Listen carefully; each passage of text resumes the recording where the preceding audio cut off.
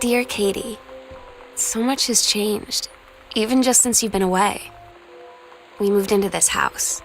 I'm at a new school, and my big sister being gone for a year doesn't make it any easier.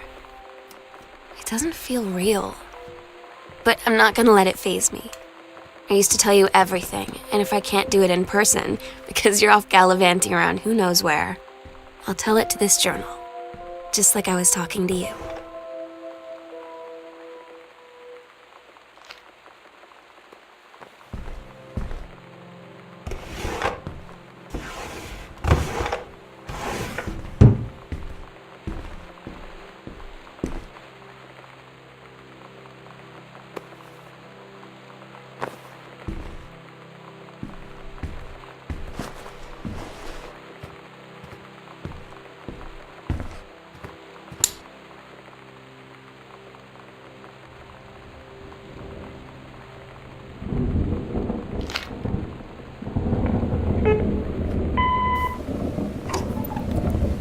Sam. Sam. Hello.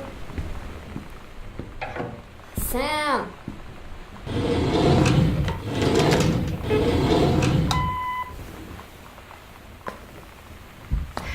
Where are you? Really? I need to talk to you. Please be there.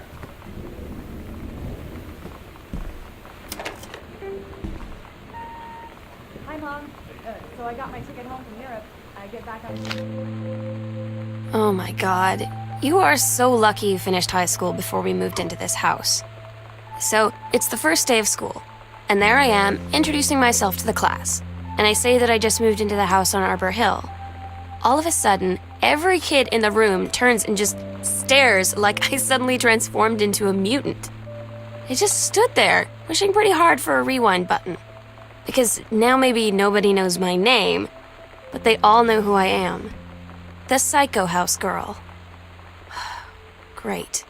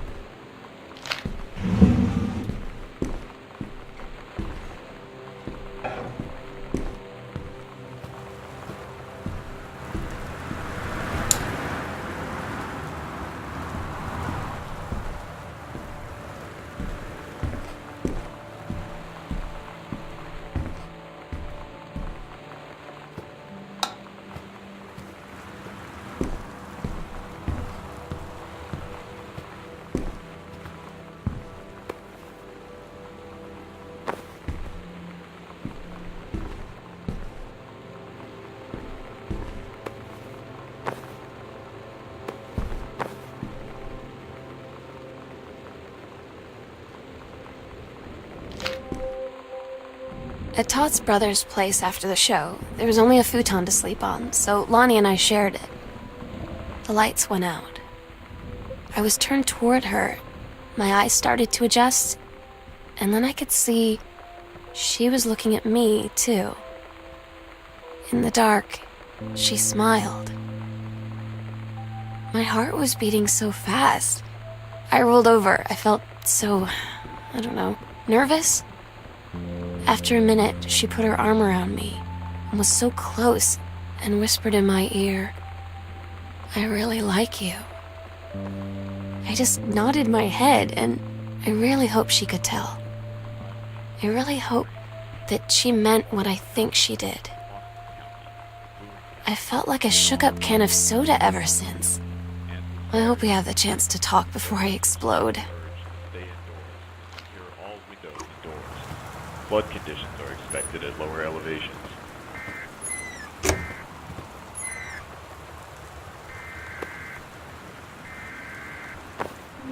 You know that feeling where the first moment you see someone, it's like they have a big gold star around them? and you have to get to know them. Well, there's this girl. I think she's a senior. She's usually dressed kind of punk, but sometimes I see her in this, like, army uniform, and she's always drawing in this notebook, looking so intense. I had no idea how I would ever, have an excuse to talk to her. Till I noticed she and her friends hang out and play Street Fighter at the 7-Eleven every day after school.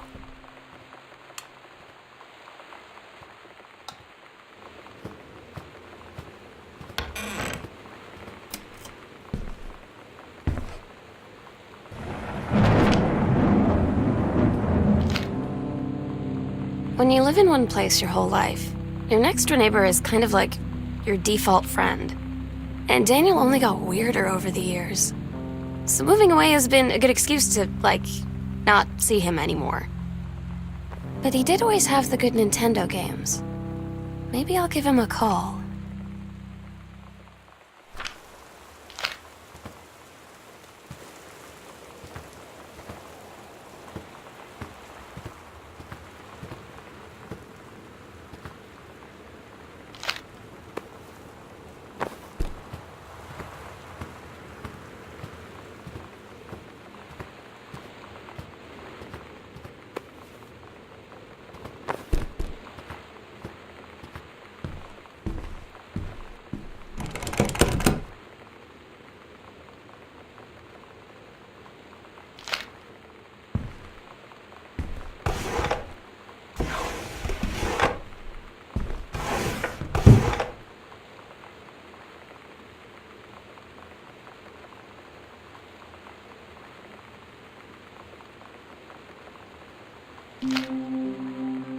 So you know what they say about the best laid plans of mice and men? Yeah, turns out it applies to Street Fighter too. At least I worked up the courage to walk into the 7-Eleven and ask for a turn, but all that practice at home did not exactly translate in the wild. So after I was finished getting my butt kicked, I followed them outside while they smoked. And that was when she asked me if I was that psycho house girl. But then she said she's always really wanted to see the psycho house. Her name is Lonnie. She's coming over tomorrow.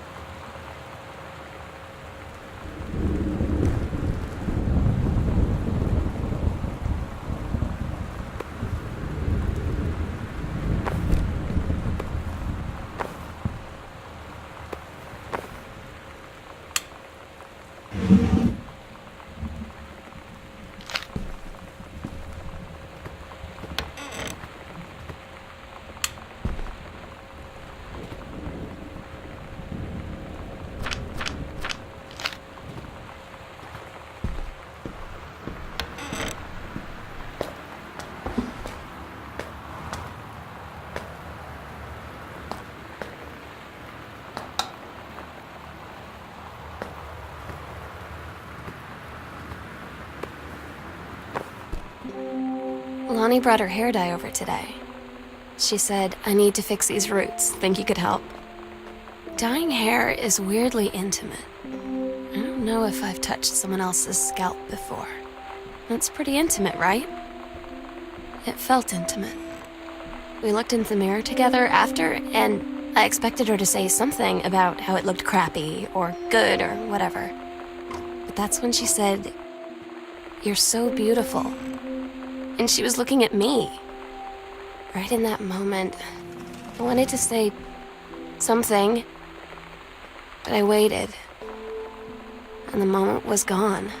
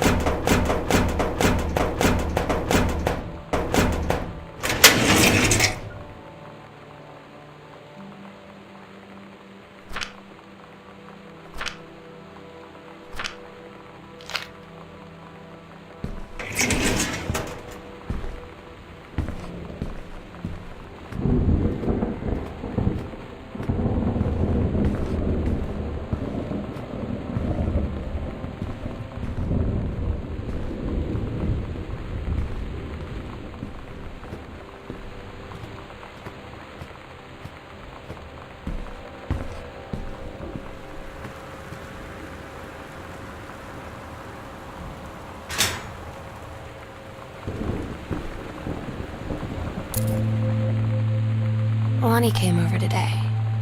But everything was different. She was sitting at my desk chair, and she wouldn't look at me. Finally, I asked her what was going on. She said she felt like she'd done something wrong that night in the city. Like I must think... But I said no. There was nothing wrong. I just wanted to say... But I couldn't find the words. I felt like I was gonna cry, but I wasn't sad. She got up and sat next to me on the bed. I looked at her. Lonnie, do you think you could ever... And that's when she kissed me.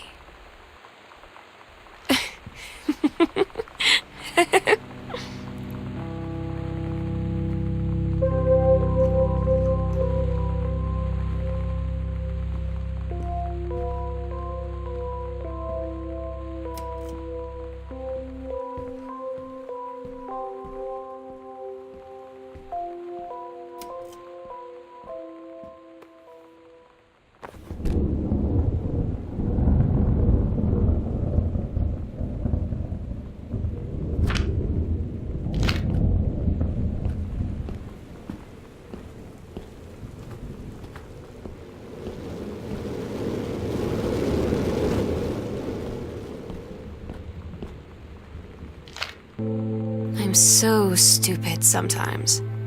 I was telling Lonnie that I got into my college summer program thing, and I was all making plans like, you should come visit me, stay in my dorm room. But she said, Sam, I ship out on June 6th. I was like, ship out? To where? She said, to basic training. What did you think I was doing all that ROTC stuff for? I guess she's been planning to join the army right after high school since she was like 12. And I guess she's really going to do it. So I was like, after graduation, I'm just never going to see you again? She said, let's just have fun while we can.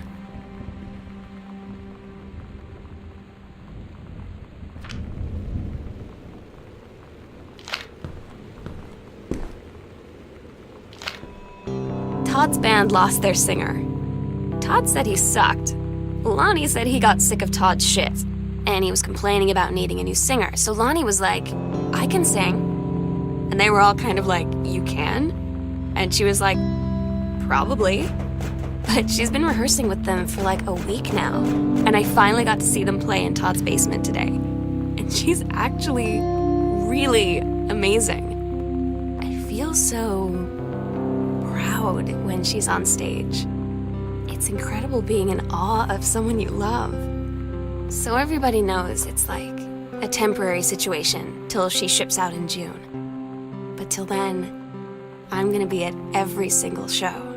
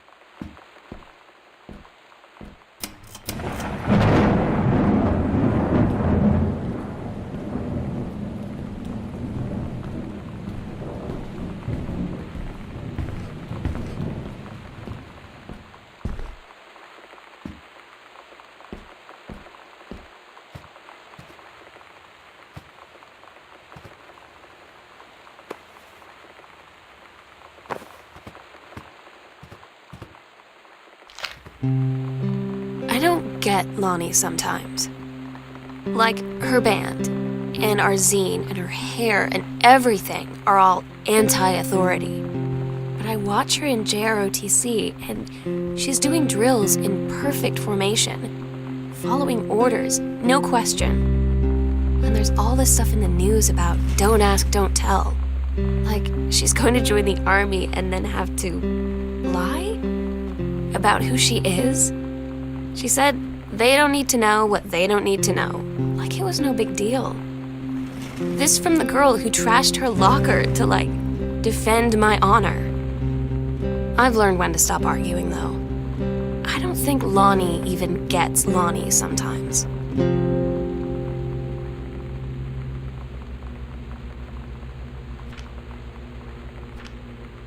Daniel finally came over to get his game. I'd been dreading it. But he brought this story with him that I wrote when we were little. I started reading it, and then there I was, crying at the kitchen table. He asked what was wrong, and I was thinking about how we used to be friends, how much I'd taken for granted. But instead, I told him about school, and Dad, and Lonnie. And then how sorry I was that I wasn't his friend anymore.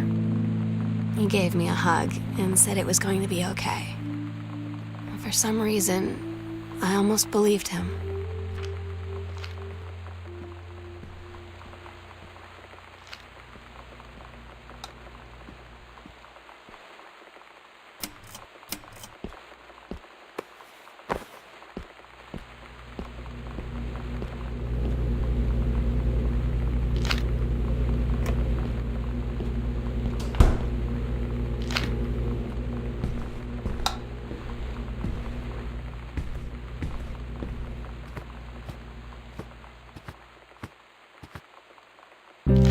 Lonnie had her going away show with her band tonight. She's so incredible on stage. When she was singing, I could practically forget everything. That we only had 48 hours left. That I don't know what comes next. That I can't live without her. Then she dedicated the last song to me. I couldn't take it. I was out on the curb in the alley, sobbing till my ribs hurt. We agreed our last night together would be our happiest ever, and we'd forget tomorrow was going to come at all. It worked for a while. We had a good time seeing Oscar off, then ran up to the attic to look through our photos, to find one for Lonnie to take with her. And looking at them, I realized they were all in the past. And there wouldn't be any more. And I didn't know what I was going to do. And I cried. And she held me. She said she knew it was hard, but life would move on. I said I didn't want my life to keep moving without her. That's when she cried too. I was so exhausted. I must have fallen asleep like that, in her arms. In the morning, I woke up, and I was finally alone.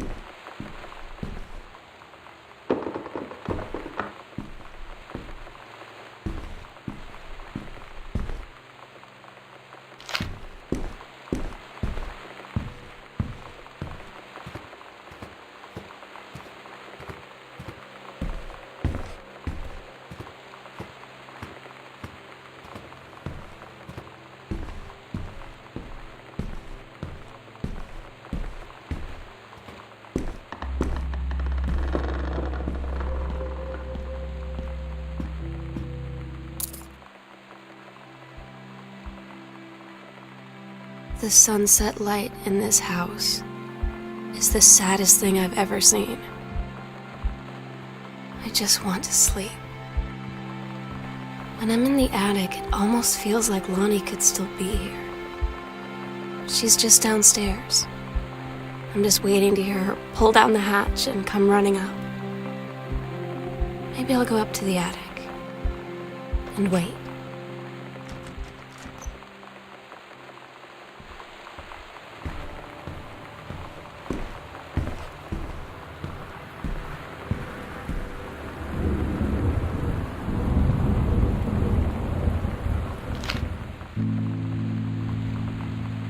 Oh my God. Katie, I fell asleep in the attic, in Lonnie and my old spot, and I missed the first 2 calls. I just barely caught the 3rd one before the machine got it. And it was Lonnie, on a payphone. She'd been on the bus to Basic, and she said she couldn't think of anything but me and us, and that she couldn't go through with it, with the Army and being a part and all of it. And so she got off the bus in Salem. She said, "Sam, I want you to pack up everything you can and get in your car and come find me. And let's just drive until we find somewhere for us." And she asked me if I could do that. And I said yes. Yes.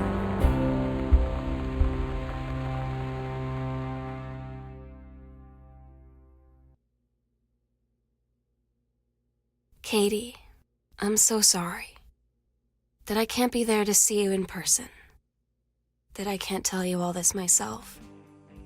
But I hope as you read this journal and you think back, that you'll understand why I had to do what I did. And that you won't be sad, and you won't hate me, and you'll just know that I am where I need to be. I love you so much, Katie. I'll see you again someday. Love.